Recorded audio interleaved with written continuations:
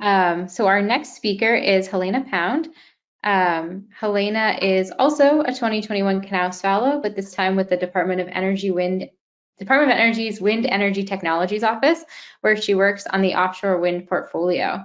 She splits her time between managing environmental projects and assisting the DOE Offshore Wind lead with a variety of major offshore wind initiatives and strategic planning. She has a master's degree in marine biology from the College of Charleston in South Carolina and recently completed her PhD in microbiology at the University of Tennessee Knoxville. When she's not thinking about science, Helena can be found rock climbing with her husband or napping on the couch with her cat. And she's here to present her talk, Harmful Algal Bloom Complexities, Community Dynamics of a Microcystis Bloom. So Helena, take it away. Thank you, Kim. Like Lucilla, I'll be talking about a rather complex system today. So good afternoon, everyone. Thank you for joining me. I'm very grateful to share my PhD. While my Knauss year has spent working with whales and birds and other very large creatures in the offshore wind energy space, my academic background is focused on much smaller organisms, very small microscopic organisms, in fact. My work combines two really exciting areas of aquatic microbial ecology, including aquatic viruses and harmful algal blooms. My PhD was completed at the University of Tennessee under the excellent guidance of Dr. Stephen Wilhelm. And I would be remiss not to begin this talk without giving thanks and credit to the Great Lakes Center for Freshwaters and Human Health that funded quite a bit of my research, and to the Ohio State Sea Grant that not only facilitated a lot of my PhD research, but also acts as my Knauss host office. All right. Harmful algal blooms are a worldwide phenomenon that are typically associated with negative economic and environmental impacts. By definition, a harmful algal bloom is the overgrowth of a typically mundane algal species that accumulates to detrimental levels. These blooms can cause hypoxic regions in the water, which can lead to fish kills, and some can even produce toxins that can pose health risks to both humans and wildlife. The Wilhelm Lab at the University of Tennessee is particularly interested in harmful algal blooms dominated by Microcystis species. This is a common bloom-forming genus that's actually capable of producing a potent hepatotoxin known as microcystin, which can be released into the water column upon cell lysis. Also known as a fast death factor, once this toxin has been released into the water column, it becomes particularly difficult for water treatment facilities to remove, which can lead to water drinking shortages because the World Health Organization cites a 1 microgram per liter maximum for safe drinking waters. What you see here is a satellite image of a Microcystis bloom that occurred in Lake Erie in the US in 2014, where you can see that green biomass buildup, particularly on the western side of the lake. Microcystis blooms are particularly prevalent everywhere, but they happen quite commonly in Lake Tai in China and Lake Erie in the US. These are a few of the many news headlines that warn the public of the risk of these toxic blooms. A particularly nasty bloom event occurred in 2007 in Lake Tai, China, where high toxin loads actually caused a water shutdown, which left millions of people without potable water in the city of Wuxi, China. A similar water crisis event occurred in Lake Erie in 2014 as a result of that bloom that I just showed you, and it actually left 400 to 500,000 people without drinking water in Toledo, Ohio. So given the severe impacts a bloom can have, there's a great interest in understanding what factors might actually be contributing to these blooms. But I want to remind you that these are really complex systems with a multitude of contributing factors. In our lab, we like to refer to Microcystis blooms as puzzles with a variety of interlocking pieces. Much of the traditional literature on harmful algal blooms has focused on what we call bottom-up controls, such as abiotic factors like nutrient and temperature triggers that are commonly associated with bloom establishment and severity. And while these abiotic factors are certainly playing a role in bloom dynamics, we have to remember that they're not the only things going on, and we have to consider the biotic side of the equation. More recent studies have focused on what we call top-down controls on algal growth and bloom formation. These top-down controls examine the interaction networks between and within a community, considering predator-prey interactions, competitive interactions, and mutualistic interactions between species. These top-down controls are largely driven by the co-occurring members of the community, including other cyanobacteria, heterotrophic bacteria, photosynthetic eukaryotes, and the viruses that infect everything in the system, including Microcystis. Well, toxic bloom events may be dominated by Microcystis, or at least the ones we're interested in. It's not the only organism that's present in these communities. As I mentioned on the previous slide, there are a lot of other organisms present that can influence bloom dynamics. Today, I want to introduce you to two different groups of bloom organisms that play important but commonly overlooked roles in bloom dynamics. For each group, I'm going to provide two kind of case studies from different systems where we observe notable changes in the co-occurring community that have the potential to influence Microcystis growth. I'm going to start with the virus community capable of infecting Microcystis before transitioning to the co-occurring host community. However, before we get too deep into those weeds, I want to take a quick moment to talk about how we actually study these systems, because there's plenty of different ways to do it.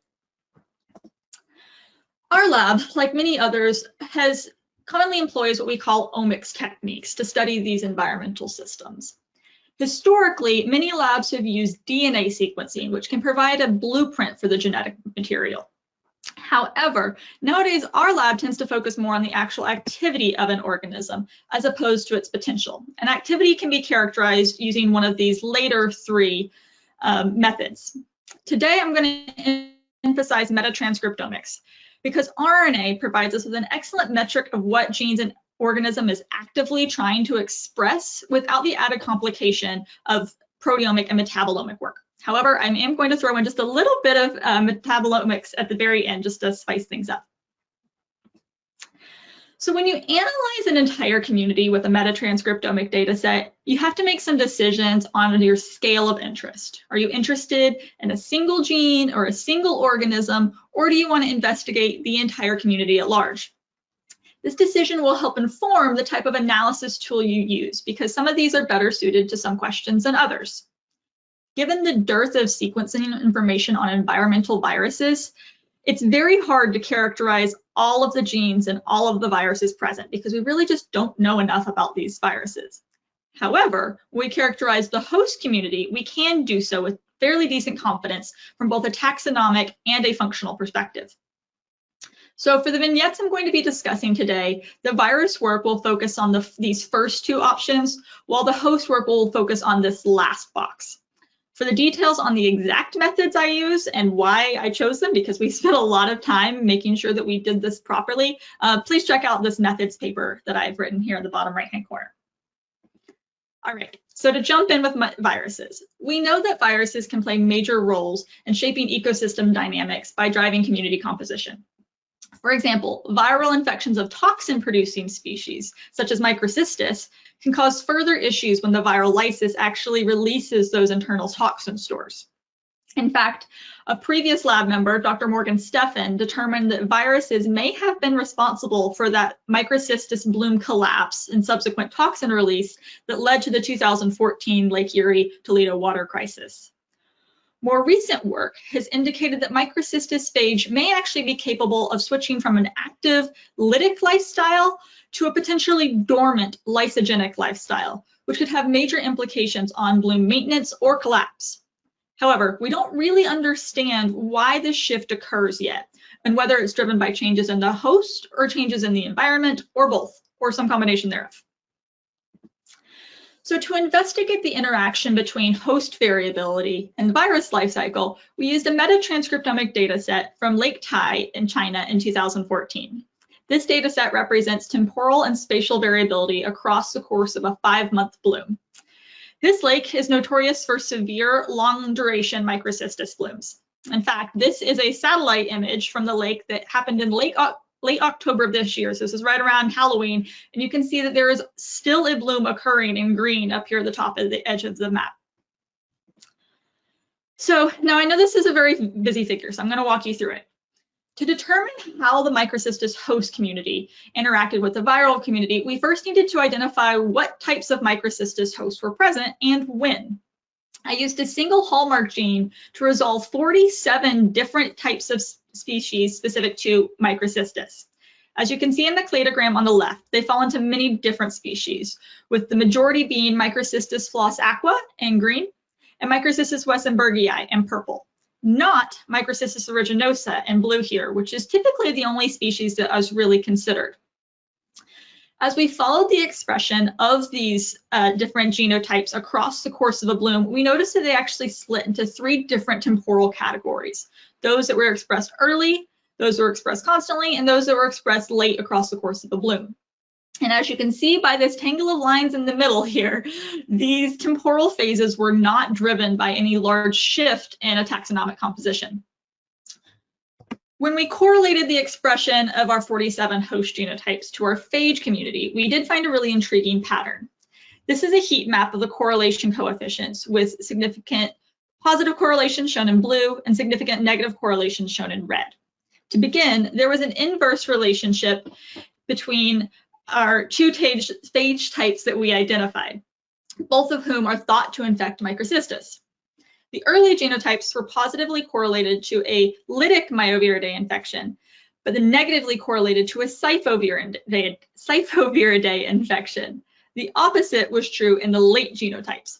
Of all of the environmental variables that we measured, pH best described this transition between our early and late genotypes. And what this shows is that we cannot really rely, or at least in this particular scenario, that the host genotypes and the host taxonomy really did not influence the different types of phage reproduction strategies that we saw. All right, to investigate the interaction between environmental variability and Microcystis phage, we used a metatranscriptomic data set from a Lake Erie bloom that occurred in 2019. This data set represents a nutrient addition experiment where we added different types of nitrogen and phosphorus to bloom water to determine how a short-term nutrient pulse might influence viral infections. This figure shows the expression levels of Microcystis in each of our bottles, with our various nutrient treatments shown along the bottom. The histogram across the top shows the sum of all Microcystis genes expressed in each individual bottle, while the heat map shows the expression of each individual gene in the Microcystis genome. Overall, in the Microcystis phage genome. Overall, we see fairly constant low levels of expression. That is until we reach our phosphorus bottles over here on the right. Here we see a drastic increase, with the last replicate showing 10 times the amount of the first replicate. And I included this genomic heat map here to show you that this trend is not driven by a single gene, but by nearly all of the genes across the entire genome. The large variation between these phosphate bottles would typically have researchers running for the hills, and I'll admit when I first saw this, I was worried. But really, this variability represents the inherent heterogeneity that we find in nature. Scientists are commonly trained just to focus on the average and ignore those little error bars that would typically be here, but it's within those error bars that the biology is actually occurring. Here we see how a patchy viral infection can be amplified by a bottle effect. And as I've mentioned before, viruses are complicated and weird, and it's a lot easier to ignore them, as many harmful algal bloom researchers have. However, when they are considered, we find that such patchy viral infections are actually quite common. Just this past year, Dr. Asaf Fardi, a collaborator in Israel, showed nearly identical results from a container-based experiment of Aemiliana huxleyi and its phage. And these results just go to show us that this viral heterogeneity is actually quite common, and that it really needs to be sought out in alternative experiments. Click forward. Sorry guys, I lost my mouse. Okay, with that in mind, we wanted to expand our scope to a natural community. Oh wait, I'm sorry, this went way too far. There we go, okay. Thank you, sorry. So although we were not anticipating that wide range in virus expression, the natural variation provided us with a unique opportunity to investigate what the role that the virus might play in bloom dynamics. It was like having a viral enrichment experiment already set up and ready to go for us. So given the wide range of virus expression across the course of our bottles, we could correlate metabolite pools to phage expression to shed light on how the entire community might be responding to a phage and its dominant bloom former, Microcystis. On the left here, we have a heat map of the peak intensities of each metabolite, indicating the size of the metabolite pool. You may notice that the scale is in Z-score, and that's just because I've actually changed the color scale for each of our 52 detected metabolites. As you can see, many of the community metabolites showed a very similar trend as the phage expression, denoted in red above and below that dashed line on the right. And approximately 45% of those communities were significantly correlated to our phage expression. Many of the significantly correlated metabolites have been linked to phage expression in previous studies in other systems. For example, other labs have observed high levels of UDP sugars during the viral infection of marine heterotrophs. They suggested that these sugars may reflect changes to cell wall integrity as a result of those viral infections. Other metabolites, such as acetoheptulose bisphosphate and fructose 1,6 bisphosphate, are involved in the pentose phosphate pathway, which has been hypothesized to provide extra energy during and nucleotide precursors during viral infections of other cyanobacterial species. While it's unclear how much of the metabolite pools are associated with microcystis, it is clear that a viral infection we observed in our phosphate bottles is having major effects on the entire community. So, speaking of that bigger community, I want to shift gears and now talk about the co-occurring host community. When I talk about the co-occurring community, I'm referring primarily to the heterotrophic bacteria, the photosynthetic eukaryotes, and other cyanobacteria. This first story that I want to tell today uses a metatranscriptomic data set from a lab-based experiment. This experiment took a single batch culture of non-azenic Microcystis aeruginosa and transferred it 3 times into various nutrient-reduced medias. It is fairly well documented that Microcystis forms mutualistic relationships with many heterotrophic bacteria and grows better when they're present. And that's why we commonly use non-azenic cultures in lab-based experiments, as we did here.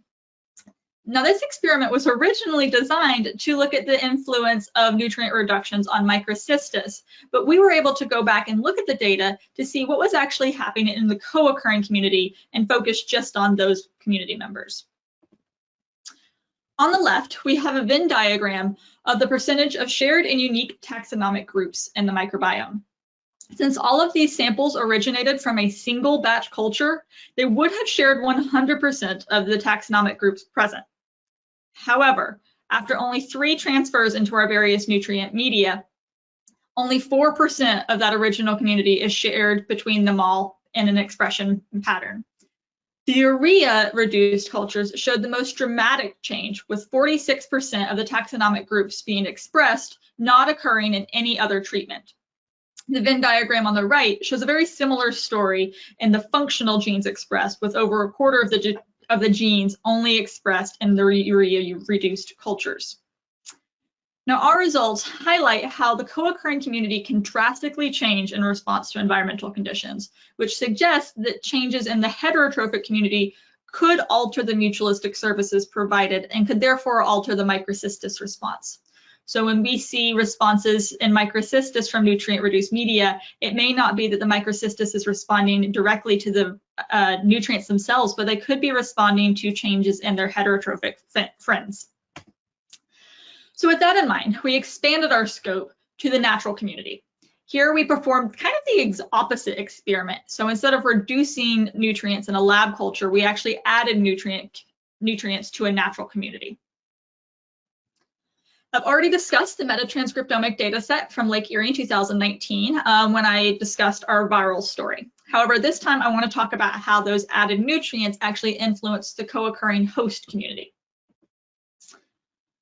So to characterize the phototrophs and the heterotrophs, we compared the expression of each community in each bottle. To better understand the activity of the co-occurring community, Microcystis was not considered in any of these analyses. This is a canonical correspondence analysis plot that uses the expression and composition of the species present in each bottle to spatially distinguish it from our other bottles. The circles indicate the phototrophs in the community, and the colors represent the different treatments. Here, we see that the phototroph community does not change much from the time 0 bottles in red to the bottles after 48 hours in peach here. The primary changes occur in the ammonia bottles in lilac and the phosphate bottles in purple. We can use the same type of analysis to look at the heterotrophic community as well. Unlike the phototroph community, we see a strong shift in the control bottles after 48 hours compared to the time zero control bottles. This implies that merely putting a natural community of heterotrophs into a bottle can cause major changes in the composition. You may also notice that the addition of ammonia seems to shift the community composition closer to the time zero bottles, suggesting that ammonia recycling was decoupled in those control bottles. These canonical correspondence analyses show us that not only do nutrient treatments influence the community composition, but there's actually differences in the response based on whether or not the organisms are primary or secondary producers. So overall, the takeaway from my PhD research is pretty simple. You really just can't ignore the rest of the community. I've now shown you at least 4 short stories that show the critical influence of the co-occurring host and viruses present in a Microcystis bloom. Now, I know it's really convenient to only think about one organism at a time, but Microcystis research alone is just not sufficient. The bloom microbiome is more complex than researchers would care to admit, but that microbiome actually has the ability to act as some of our missing puzzle pieces if we're considering the puzzle of a Microcystis bloom. And it's really critical for researchers to explore variability in their data, like bizarre virus dynamics, and consider what that variability might actually represent in a natural system, something like the patchy infections we see. Only with a more comprehensive approach can researchers ever really hope to characterize a Microcystis bloom. With that, I have many people to thank: the University of Tennessee, the Stone Lab from Ohio State Sea Grant and SF, the Chinese lab where we got our samples in Lake Tai, the Great Lakes Center for Freshwaters and Human Health, and of course, NOAA. Thank you all. Thank you so much. Yes, we have, let's see, about 7 minutes to take your questions, and I encourage you to ask them. If you look at your control panel, you'll see there's a questions chat box, so go ahead and type those questions in there. And while we wait for your questions, I do want to remind you that Helena has provided her slides, and if you look in the handouts drop-down menu, you can also grab her slides as well. So we're going to give this a couple of seconds, and this is really interesting. I'm actually interested in reading your article, which I saw you had cited. It's in review right now. In which journal is it in? It's in Frontiers in Microbiology in review right now. Excellent. Some of the other data is also in Public Library of Science 1+1, and they have another paper in Frontiers as well. Excellent, thank you. Yeah, and ESMT, personal. All right, just give it another second.